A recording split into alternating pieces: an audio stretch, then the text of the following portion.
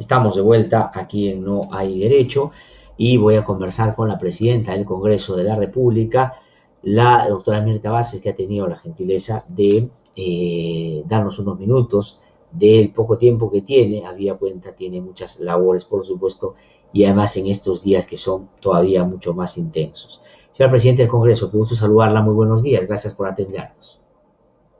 Muy buenos días, Gladser. Muchas gracias por la entrevista.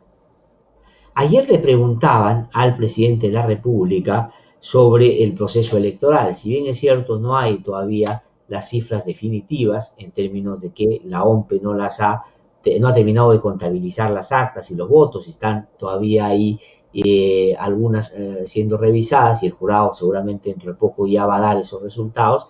Es evidente que ya los resultados están encaminados, ya hay una segunda vuelta entre los dos que van primero, que son el señor Pedro Castillo y la señora Keiko Fujimori. Como presidente del Congreso de la República, no voy a preguntarle sobre las alternativas políticas, evidentemente, porque usted no puede pronunciarse sobre esos temas, pero sí le voy a preguntar sobre las elecciones mismas. ¿Qué cosa habría que decir a estas alturas?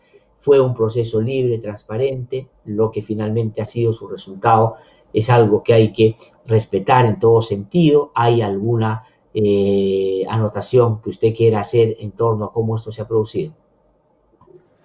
Bueno, Gladser, en principio yo quisiera valorar estas elecciones se han llevado a cabo en un momento de luto para el país, en un momento muy difícil y complicado, y aún así han logrado cumplir con su objetivo. Y yo creo que en ese sí hay que felicitar a las autoridades electorales como a los miembros de mesa, porque realmente esto, como mucha gente ha hecho todo el esfuerzo a pesar de los riesgos para ir y cumplir con esta jornada que lo que nos ha permitido es tener las próximas autoridades que gobernarán nuestro país.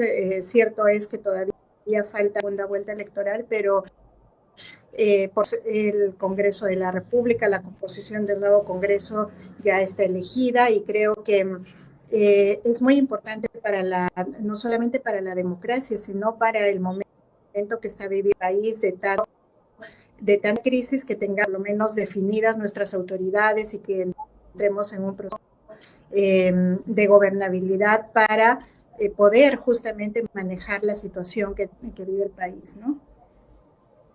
Ahora, si bien es cierto lo que usted plantea es un asunto sobre el cual no hay mayor discrepancias, lo que sí es objeto por estos días de análisis es lo que ha terminado siendo el resultado, una fragmentación muy notoria, distinta a la que estábamos acostumbrados, y eso que nuestro país ya hace bastante tiempo viene jugando un poco de esa manera, es decir, con muchos partidos participando, ¿no es cierto? Y además creo que hay que anotar que si uno suma la cantidad de personas que no han ido a votar, más las que no optaron por ninguna de las candidaturas y optaron por, digamos, expresarse de otra manera, estamos hablando de por encima del 40% en esa condición. Y los otros todos repartidos de manera muy chica, habida cuenta que el dato es que quien va primero a segunda vuelta, con ese porcentaje no hubiera pasado ni siquiera como segundo en el proceso anterior a una segunda vuelta. Eso, doctora Mirta Vázquez, ¿qué le dice a usted? Es decir, ¿qué cosa nos está diciendo el país con eso? Porque además eso va a expresarse en el próximo Congreso, del cual le voy a preguntar, que va a tener por lo menos 11 o 12 bancadas, muchas más de las que tenemos ahora todavía. Sí, yo quiero decir que en efecto es un gran reto para las autoridades entrar con esos porcentajes, porque eso significa de alguna manera una falta de legitimidad real. En realidad uno mira los porcentajes con los que los candidatos a segunda vuelta y en efecto mucho menores y los que teníamos en otras elecciones. Y entonces eso yo creo que nos debe generar una visión sobre el tema de la legitimidad con la que entran estas nuevas autoridades a gobernar el país. Lo mismo pasa con el tema del Congreso. Nosotros veíamos, por ejemplo, los porcentajes con los que son elegidos los candidatos ahora. Me parece que el candidato que tiene mayor votación en el Congreso más o menos tiene 90.000 votos. Cuando en las elecciones pasadas, pues los congresistas que tenían mayor votación sobrepasan los 120,000 votos, ¿no? Eso yo creo que es un síntoma y es una muestra de que primero que estamos en un momento atípico y probablemente eso también ha influido, pero también eso debe llamarnos la atención respecto a cuánta confianza tiene la población en depositar en tal o cual congresista. Hay creo que estamos en un problema de legitimidad, estamos en un problema en el que cada vez menos la gente está sintiendo confianza al elegir una autoridad, pues se va a solucionar un problema o la va a representar, ¿no? Yo creo que eso, de todas maneras, hay que tenerlo presente en este momento. Ahora, efectivamente, porque lo que usted plantea es fundamental, por lo menos si es que de manera responsable leemos los mensajes que nos emite a la ciudadanía el momento en el que pesa su voto, ¿no? Aquí hay una legitimidad, digo yo, que es importante, que es central y que es formal en términos de que hay porcentajes que dan cuenta que unos sacaron más que otros, pero habría que fijarse justamente en cómo se ha repartido el voto para que quienes lleguen a segunda vuelta o quienes lleguen a gobernar sepan que van a tener que tratar con un país que no necesariamente apoyó su primer planteamiento y propuesta. Y esto me hace notar, doctora Mirta Vázquez, de algo que usted ha referido en otros temas, ¿no? En Lima todavía nos seguimos sorprendiendo de lo que en las regiones es el denominador común del ejercicio de la política. Los gobernadores o las autoridades se eligen en primera vuelta con porcentajes muy bajos y normalmente cuando hay segundas vueltas las campañas son muy intensas como probablemente sea esta, como cuando en su momento también usted decía, por ejemplo, cuando la gente aquí se indignaba tanto por la represión policial o hablaba de las protestas, cuando usted decía en las regiones esto era pues moneda corriente y lamentablemente había cobrado muchas víctimas. Es decir, no terminamos de conectar a esta Lima con eso que en las regiones es una cosa muy frecuente, ¿no? Sí, efectivamente, yo creo que también lo que estamos viviendo ahora mismo expresa una fragmentación que ya se vivía a nivel efectivamente de las regiones, de cada uno de los gobiernos locales, ahora se está expresando también a nivel nacional. También tiene que ver, creo yo, Glatzer, con el tema de el sistema de partidos políticos. Todavía tenemos mucha fragilidad y mucha dispersión, entonces por eso todavía tenemos tanta, digamos, oferta electoral al momento de las elecciones. Se han pedido 24 candidatos, entonces, claro, eso también provoca que el voto se disperse tanto, ¿no? Y me parece que eso también nos lleva a un tema de mirar cómo en estos años hay un reto, llegado además el bicentenario, todavía hay un reto de transformación de la política, de fortalecer el sistema de partidos, de cómo también nosotros generamos toda una cultura política en la población para devolverle la confianza y para que cada vez haya más electores votando, no como lo que está sucediendo, ¿no? Progresivamente hay menos gente que confía en el voto, que cree que vale la pena ir y participar en una elección. Hay yo creo que de desafío grande de cómo establecemos la política en el país, ¿no?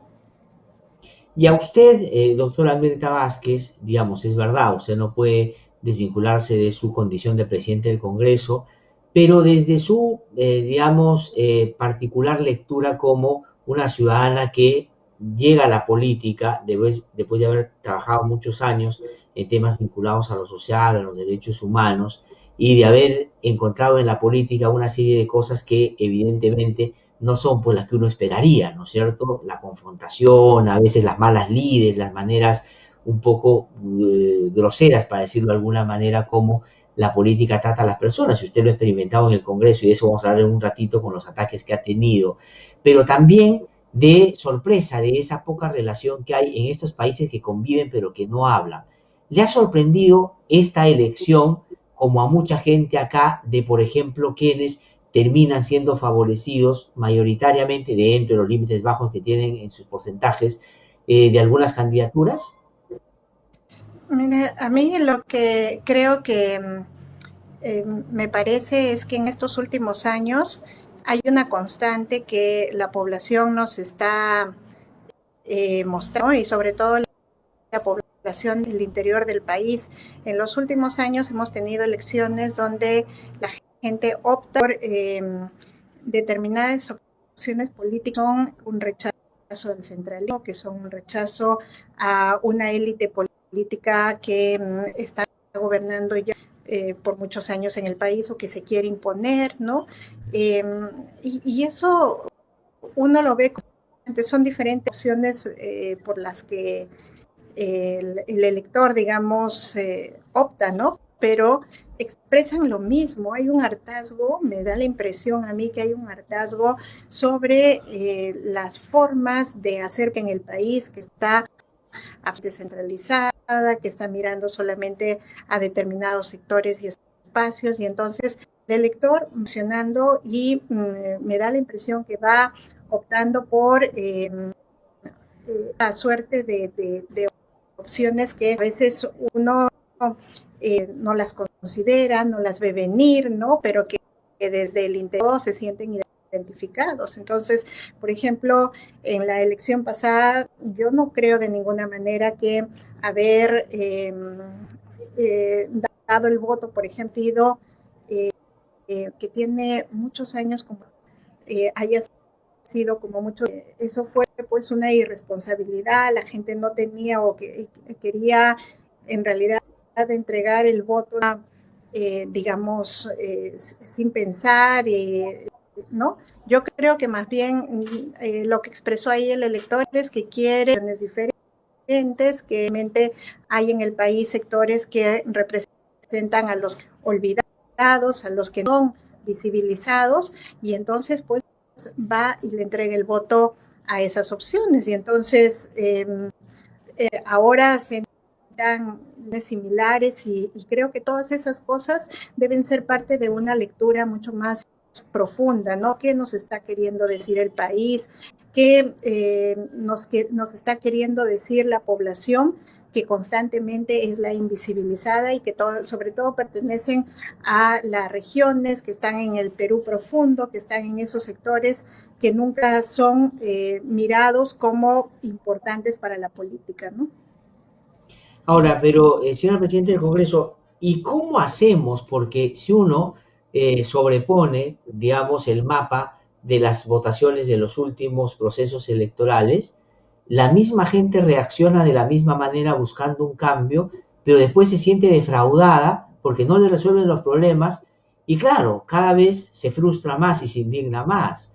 ¿Cuánto tiempo más vamos a estar, digamos, mirando ese país que no se ve, que no se escucha, y nos vamos a seguir sorprendiendo de que, digamos, tengan un voto de protesta? Eso es lo que a mí en lo personal me perturba mucho, porque dice, claro, son los olvidados, invisibilizados, pero son en los que en elecciones pasadas también eran los invisibilizados y los que nadie tomaba en cuenta. Y han pasado varios gobiernos desde que ellos se vienen expresando. ¿Cuál diría usted que deberían ser, de cara a esta segunda vuelta, las garantías que den quienes pasen a esa segunda etapa? ¿A qué me refiero? Porque en el análisis y en el sentido común de los análisis aparecen quienes han pasado a segunda vuelta con muchos riesgos, advierten muchos riesgos. ¿Cuál diría usted que deberían ser los compromisos fundamentales que deben adquirir para que efectivamente estemos en una segunda vuelta donde nos preocupemos por lo importante y no terminemos, digamos, yéndonos por la tangente? Sí, primero es bien interesante lo que planteas, Glatzer, en relación a gente opta por algo que le parece diferente, pero luego se siente defraudada. ¿Y por qué se siente defraudada? Porque normalmente esa otra opción a veces no está suficientemente como opción política, etcétera, y entonces eso hace que muchas veces no se sepa por dónde ir y no se cumple con las expectativas de la población. Por eso es que es bien importante que quienes llegan a estos, digamos, momentos, ya a una segunda, ejemplo, bien importante justamente le ofrezcan a la población claridad sobre lo que quieren hacer con el país, sobre todo en este momento en el que estamos atravesando, ¿no? Estamos en medio de una, no solamente de carácter sanitario, eso ha impactado todo. Estamos en una crisis económica, estamos en una crisis social, estamos en una crisis moral. Eso es un tema, Glatzer, que creo que es bien importante visibilizar. En este momento, todo esto ha desnudado también toda una situación de falta de ética en la política y creo que ahora mismo los candidatos que han pasado a segunda vuelta tienen que ser muy claros respecto a qué medidas concretas quieren tomar referente a esta situación para que la población sienta que van a saber responder a estas circunstancias, ¿no? Por ejemplo, ¿cómo van a manejar la crisis sanitaria, que es lo que más le preocupa a la población? Eso es fundamental, el tema de las vacunas, el tema de cómo vamos a superar, por ejemplo, la atención primaria en los centros de salud. Son cosas concretas que le escuchar más allá de los discursos, si eres de derecha, de izquierda, si quieres convertir al país en tal o cual modelo. Yo creo que más allá de los discursos, que seguro son importantes en el marco del análisis de lo que propone o cuáles son los enfoques de un partido, creo que ahora la gente necesita se le diga cuáles son las cosas que de manera concreta respondiendo a una crisis y a una situación en la que nos encontramos y donde hay urgencias. La gente necesita que le solucione el problema de salud, el oxígeno, el tema económico, ¿no? Ahí es donde creo que hay que mirar cómo los candidatos responden para saber también para saber cómo controlar si se puede cumplir o no esas expectativas que la población se está haciendo, ¿no? Ahora, hace un par de días, y vamos a tratar de mejorar un poquito el audio, porque hay momentos que se ha entrecortado la conversación con la Presidenta del Congreso de la República, el politólogo Alberto Vergara decía de manera coloquial algo que me parece es bueno tener en cuenta. Claro, lo decía de manera coloquial, obviamente, ¿no? Decía, hay que venderle caro nuestro voto a los candidatos, es decir, hay que ponerles tales exigencias que sus compromisos tienen que ser, como bien ha dicho la autora Mirta Vázquez, lo más aterrizados en la realidad que sea posible y viables y practicables, porque no tiene sentido ofrecer cualquier cosa para después no poderse cumplir, que es la historia que hemos tenido en los últimos tiempos y que ha generado esa frustración de la cual veníamos hablando hace ya un buen rato. Pero quería preguntarle yo a la autora Mirta Vázquez, presidenta del Congreso, que ha tenido la gentileza de hablar con nosotros esta mañana, algo sobre, no las propuestas en términos de lo que ella dice, que me parece es importante, hay que exigirles, sino los riesgos que advierten las candidaturas en términos institucionales, en términos democráticos. ¿A qué me refiero? Reducir el debate a izquierda-derecha realmente sería no solo un error, sino un problema que imposibilitaría que podamos exigirle otras cosas a los candidatos que han pasado a la segunda vuelta. Pero en materia de convicción y arraigo democrático, señora Mirta Vázquez, ¿qué habría que exigirle a quienes están ya en esta segunda vuelta? Es decir, ¿cuáles son las condiciones ineludibles que hay que ponerles a los candidatos para que justamente no se pueda desmejorar nuestro sistema democrático que en los últimos tiempos, si bien es cierto, ha sido golpeado, pero no ha sido totalmente destruido y hemos peleado justamente para que por lo menos podamos cuidarlo en sus pilares fundamentales. En esa materia, doctora Mirta Vázquez, ¿cuál sería la condición? Porque hay riesgos de esa naturaleza. No se está hablando solo de izquierda-derecha o no hay que exigirle, como usted bien dice, cosas concretas, que estoy plenamente de acuerdo con eso. Pero aquí de lo que se habla es que podríamos estar en asuntos que rompan principio básico del sistema democrático. Sobre eso, ¿qué habría que exigirles? Yo creo que tres cosas, Glatzer, para asegurar que además vamos a un sistema democrático que aunque lo que tenemos es una débil democracia, pero que los mínimos hay que seguir preservándolos, ¿no? Los mínimos.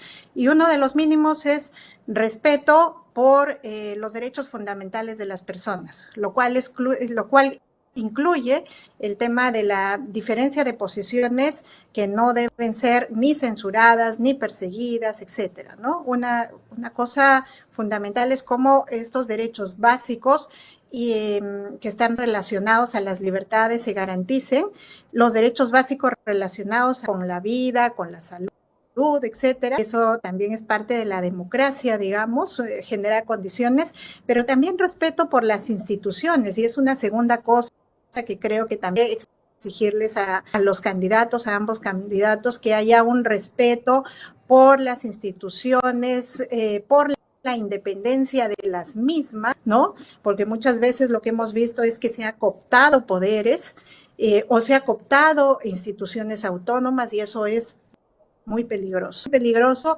Lo que hay que pedirles es más la apuesta por el fortalecimiento de la institucionalidad, la independencia de poderes. Y lo tercero, me parece que está relacionado con el tema de garantizar que en el marco de las diferencias, por ejemplo, en el Parlamento se va a respetar esas diferencias, pero que también haya un compromiso de acuerdos mínimos para llevar adelante al país, respondiendo a las necesidades y no generando estos encuentros o desencuentros innecesarios que muchas veces generan desestabilización.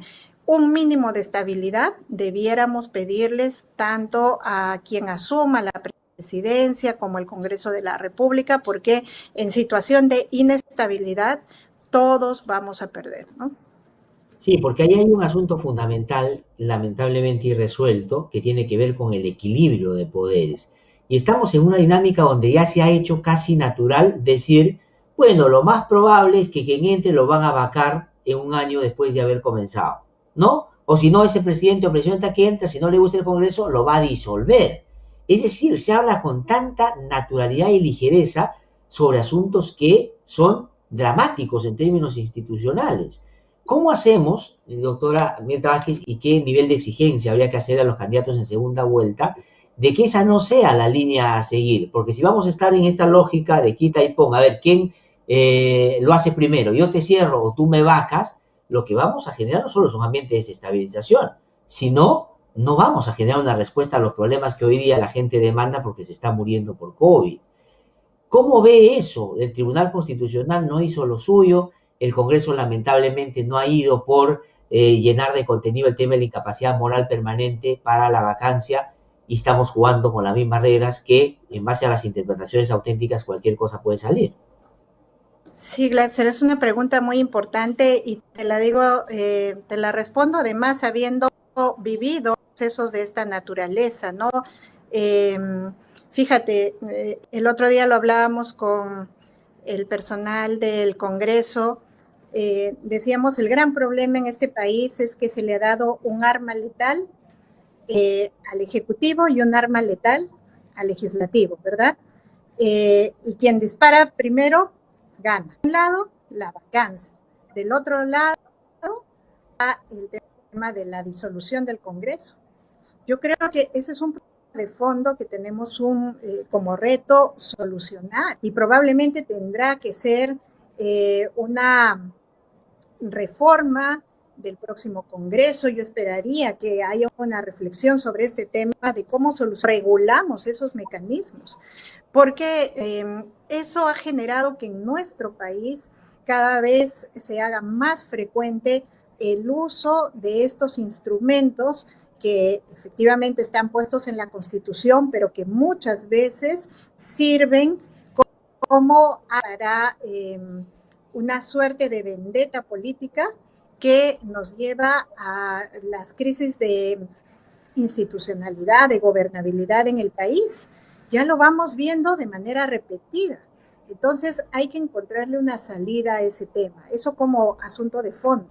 Pero ahora mismo quienes están ingresando al Parlamento y quien se hará cargo de la presidencia de la República, yo creo que los ciudadanos debiéramos exigirle un pacto de gobernabilidad mínimo, donde se comprometan a no utilizar estos mecanismos de manera laxa en cualquier circunstancia y que se respete la gobernabilidad de manera mínima, porque fíjense, no hay peor situación en medio de la crisis que estamos afrontando como país que una crisis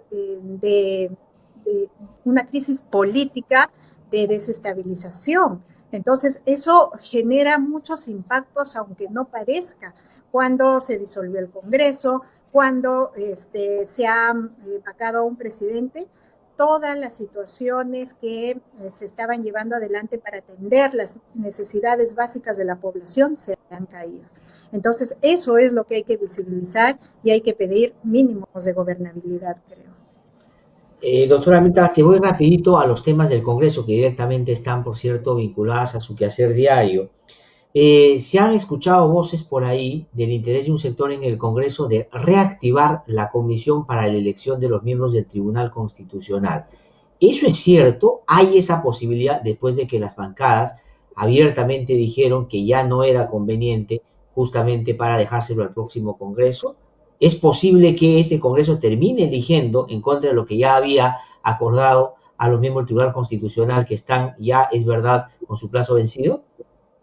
Bueno, en principio es verdad que el día de Junta de Portavoces se hizo el pedido expreso para que podamos tratar el tema de la comisión de elección de miembros del Tribunal Constitucional y se ha fijado una sesión de la Junta de Portavoces para el lunes en la tarde con exclusiva agenda de tratar este tema. Lo que queremos y lo que se ha pedido en realidad es que el presidente de la comisión pueda informar en qué situación está la comisión, en dónde se quedó, cuáles fueron los principales problemas y cuáles han sido los avances que se tuvo.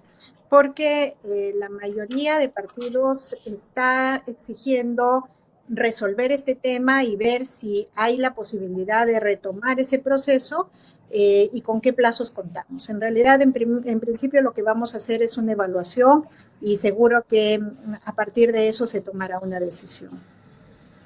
De acuerdo, entonces no está definido, pero hay la posibilidad de que retomen y que elijan en este Congreso a los miembros del Tribunal Constitucional. Ese es un dato importante. Ayer también se ha aprobado en la Comisión Permanente la posibilidad de que puedan los gobiernos regionales y los privados adquirir, distribuir y aplicar las vacunas en un escenario donde no es posible, porque nadie puede comprar sino los estados, como ya se ha dicho de manera reiterada. ¿A qué se debe el interés de que haya salido esto, además en un contexto como ese, cuando no es posible? Hay algunos que dicen es para que en el momento que sea posible esté ya la normativa establecida y no tengan problemas. Hay otros que dicen para satisfacer a determinados sectores que políticamente estaban ofreciendo otro y no querían quedar un poco fuera de juego. ¿Qué cosa es lo que ha pasado ahí? ¿Qué efectos prácticos puede tener algo que no se puede materializar? Sí, bueno, yo no conozco el dictamen todavía que se ha aprobado el día de ayer en su íntegro. Me gustaría leerlo porque hay que tener en cuenta dos factores, Glatzer.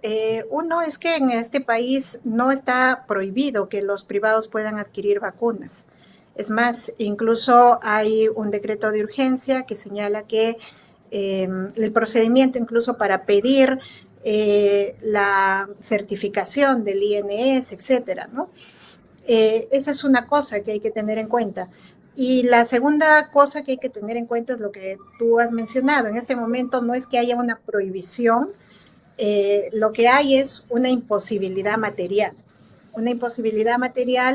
que se concreta porque los laboratorios, que son pocos en el mundo, tienen un compromiso con los estados para venderles las vacunas y entonces lo primero que tienen que hacer es cumplir con estos contratos con los estados. Entonces, la venta a privados supongo que se concretará en algún momento cuando logren cumplir con el tema de proveer los contratos que ya tienen comprometidos con los gobiernos, pero me da la impresión que eso va a demorar. Entonces, si se ha aprobado un dictamen en este sentido, seguro que será reforzar solamente una política que ya existe, que es que los privados también pueden adquirir vacunas y pueden distribuirlas. En este momento lo que tenemos también es un compromiso y creo que desde la ciudadanía y desde el Congreso lo estamos exigiendo, que en principio lo que el Estado, por su deber tutelar que tiene, es que tiene que garantizar de manera gratuita, sobre todo a la población más pobre y vulnerable, el acceso a la vacuna, ¿no?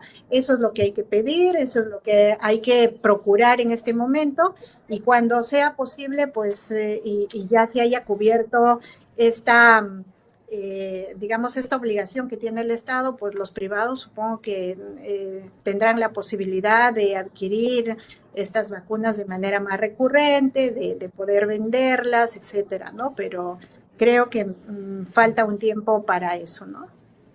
De acuerdo. Ahora, el Ejecutivo ha dicho que va a observar las leyes que plantean, digamos, el retiro de la AFP o fondos, parte de los fondos de las AFPs y la CTS que ha aprobado el Congreso de la República. Y otra vez entramos a la dinámica de que el Congreso avance en una dirección y el Ejecutivo, digamos, trata de parar.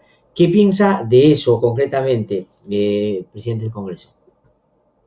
Bueno, a ver, yo creo que el Ejecutivo tiene todo el derecho de poner las acciones que crea conveniente, pero nosotros como Congreso estamos pretendiendo también solucionar problemas que por años no se han planteado, ¿no? El tema de cómo es que los fondos dentro de las AFP se han manejado. En realidad es un tema que no se ha tocado antes y creo que habría que encontrar una solución para eso. La gente está requiriendo que los fondos que son parte de, digamos, son fondos que le pertenecen de manera individual, sean mejor administrados y, claro, la opción que se ha tomado en el Congreso es que se devuelvan estos fondos. Entonces ahí creo que más que entrar en una confrontación entre ejecutivo y legislativos, tenemos que encontrar la fórmula para responder a lo que la población está requiriendo, que es que se solucione el tema de la administración de fondos de pensiones, por un lado. Eso también tiene que ver con la reforma del sistema de pensiones. Por un lado tenemos que abordar eso, ese problema de fondo, y por otro lado creo que también en este momento el Ejecutivo tiene que leer cuáles, por qué se dan estas demandas en este momento, de que se retire la AFP, que se retire la CTS. Creo que la gente está sintiendo, y es lo real, que no hay un Estado que lo protege en este momento y está requiriendo y está echando mano de sus propios ahorros, porque lo que hay en la AFP y lo que hay en la CTS son sus propios ahorros, y es terrible en nuestro país que la gente tenga que recurrir a sus propios ahorros cuando se siente abandonada por un Estado que no le da la mano, que no le da posibilidad de subsistir. Entonces, esa es la urgencia también. Entonces, hay que mirar el tema de manera Sí, pues, integral y creo que hay que encontrar una salida, ¿no? sí, pues y el Ejecutivo efectivamente no se puede pasar observando las leyes y no haciendo nada para contradecir si quisiera lo que ha hecho el Congreso. Es decir, si no es buena la vía que utiliza el Congreso, pues ellos tienen que buscar una alternativa. El asunto es no perjudicar a las personas, tiene que estar en el centro del interés la gente y no, digamos, la pugna con el Congreso. Eso me parece mal.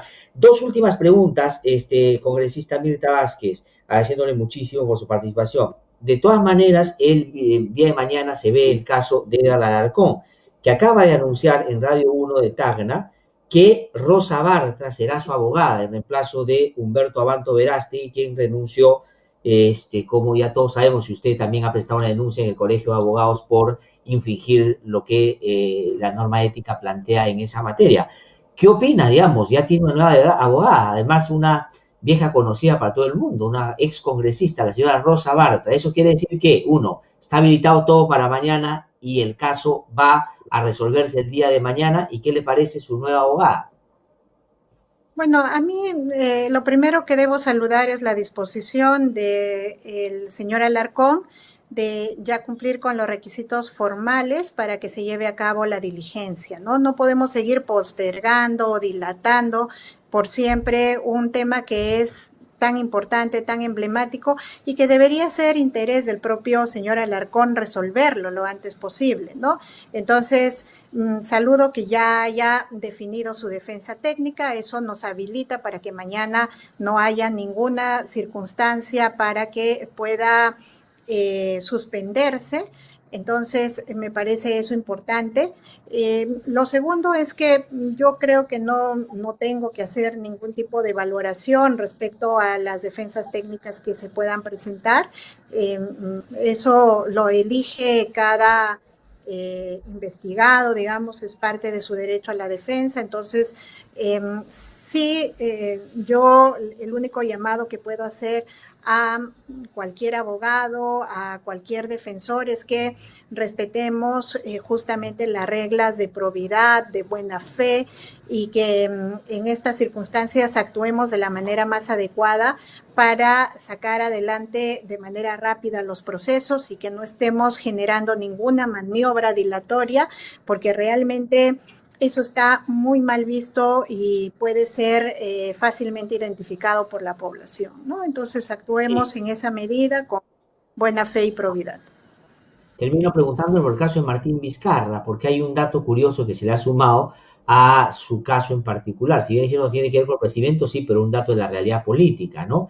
Va a ser el congresista más votado en el próximo proceso electoral y mañana se define su situación también. ¿Cuál es, digamos, en qué situación está Martín Vizcarra? Porque él ha pedido amparo ante el Poder Judicial, ha dicho que va a ir a otras instancias.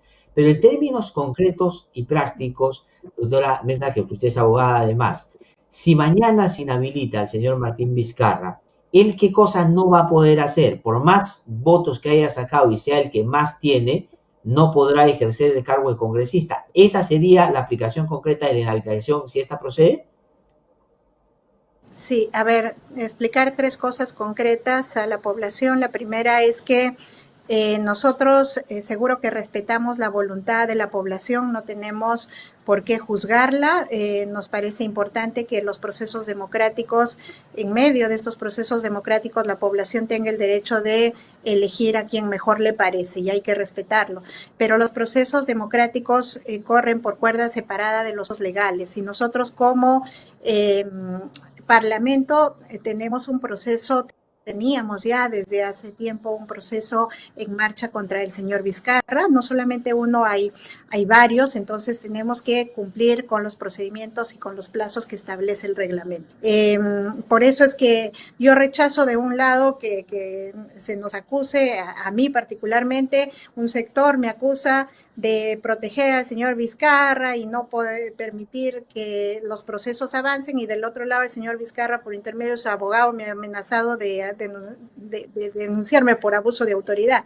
Ni lo uno ni lo otro. Nosotros garantizamos que cumplimos con el debido proceso, que estamos dentro de los plazos reglamentarios y ahí no estamos violando nada. Si el señor se siente afectado por algo, tiene todo el derecho de interponer los amparos, pero en este juicio político, en este proceso que el Congreso tiene, creo que nosotros estamos cumpliendo con lo que el reglamento prevé y que estamos seguros que estamos dentro del procedimiento correspondiente. Ahora, si mañana, en el supuesto de que después de revisar el caso se decida por su inhabilitación, sí, la población tiene que estar clara en que el señor no va a poder ejercer el cargo por más que haya sido elegido con la mayoría de votos, etcétera, porque es una sanción que impide que él pueda ejercer una función, un cargo público. Entonces hay que tener en cuenta las consecuencias y hay que tener en cuenta que